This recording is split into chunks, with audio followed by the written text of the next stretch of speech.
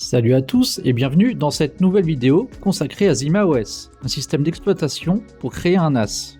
La présentation se déroulera sur plusieurs vidéos et celle-ci va principalement concerner la présentation, l'installation et les premiers réglages à effectuer pour ZimaOS. C'est parti!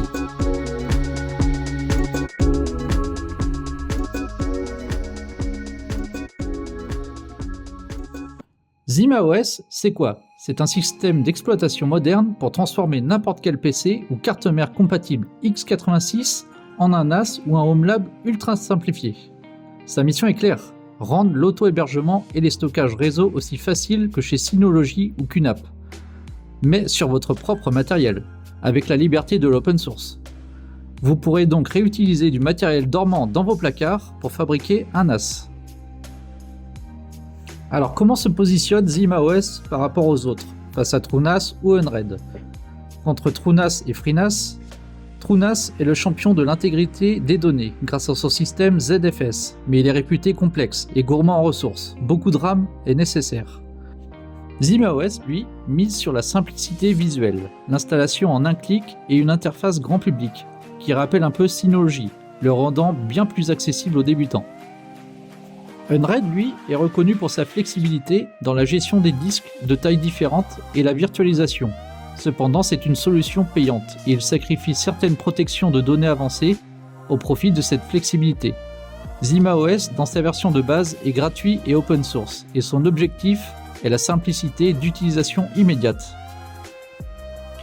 ZimaOS est le compromis parfait si vous voulez monter un NAS serveur d'applications facilement, sans vous noyer dans la complexité de TrueNAS tout en restant sur une base ouverte et évolutive. On passe maintenant à l'installation, et pour cela, on se rend sur le GitHub de ZimaOS. Au moment où je fais la vidéo, je suis en version 1.4.1. Je clique donc dessus. On descend, puis on sélectionne la version souhaitée. Pour moi, c'est .img. Ensuite, on lance Balena Etcher qui va nous permettre de créer la clé bootable. Je clique sur Flash from Files. Puis je sélectionne mon .img précédemment téléchargé. Je sélectionne ma clé USB qui va recevoir le système. Et enfin, je flash. Dans mon cas, le flashage a duré environ 5 minutes, car ma clé était USB 2. Et n'oubliez pas de vous abonner à la chaîne, d'activer la clochette et de mettre un pouce bleu.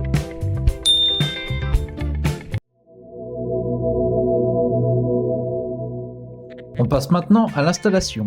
Après avoir relié un écran PC et mis la clé USB en place, on peut booter sur celle-ci. Nous arrivons sur cet écran, on sélectionne donc Install ZimaOS. Maintenant, je choisis où installer mon système. Ici, ça va être sur mon SSD 500 Go.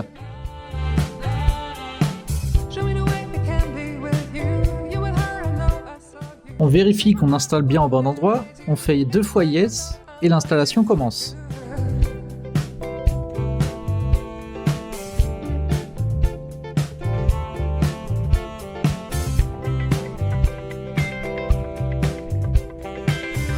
Arrivé à cet écran, on retire notre clé USB, on fait OK et notre PC redémarre.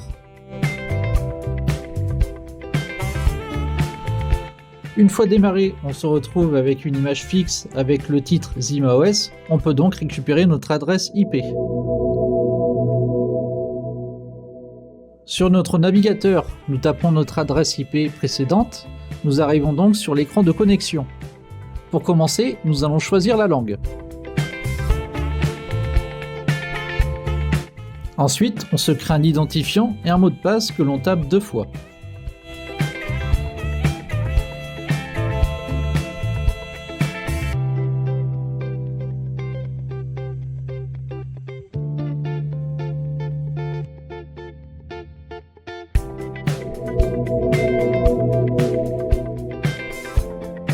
Pour la configuration du pool de stockage, je clique sur l'engrenage en haut à gauche, puis stockage et enfin configurer vos disques.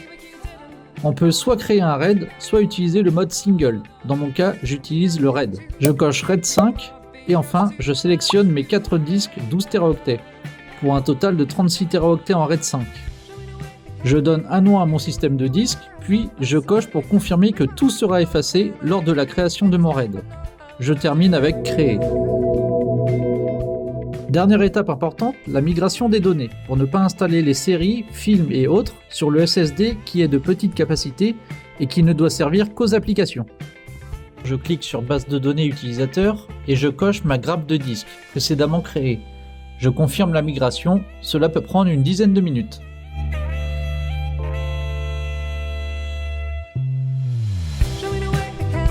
On peut terminer en vérifiant que nos données sont bien migrées et enregistrées sur la grappe RAID. Et on voit bien ici que c'est le cas. Cette vidéo était la première en ce qui concerne ZimaOS. La prochaine concernera le matériel que j'ai utilisé pour monter mon NAS. Et les vidéos suivantes concerneront la partie app et logiciels installables sur ZimaOS. En tout cas, j'espère que cette vidéo vous aura plu. N'oubliez pas de vous abonner et je vous dis à bientôt!